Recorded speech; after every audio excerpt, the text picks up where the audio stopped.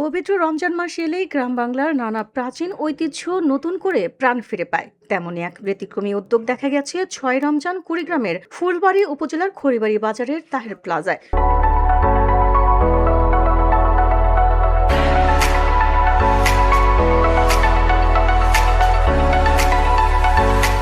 পুরনো ঐতিহ্যকে ধরে রাখতে কলার ডোঙরে ২,০০০ রোজাদারকে ইফতার পরিবেশন করান ব্যবসায়ীরা।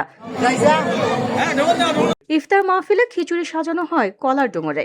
গ্রামের মুরব্বী থেকে শুরু করে তরুণ প্রজন্ম সবাই এতে স্বতঃস্ফূর্তভাবে অংশ নেন। অনেকেই বলেন, এমন আয়োজন গ্রামীণ সংস্কৃতিকে নতুন প্রজন্মের কাছে তুলে ধরছে।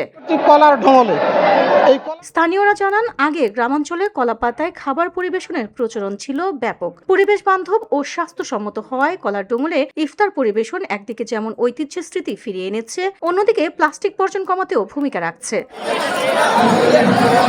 আয়োজকরা জানান, আমাদের শেকড়ের সঙ্গে নতুন প্রজন্মকে পরিচয় করিয়ে দিতেই এই উদ্যোগ। ভবিষ্যতেও আমরা এই ধারাবাহিকতা অব্যাহত রাখতে চাই। এলাকাবাসীর প্রত্যাশায় প্রতি রমজানে এমন আয়োজন অব্যাহত থাকুক এবং গ্রামীণ ঐতিহ্য সংরক্ষণে সবাই এগিয়ে আসুক।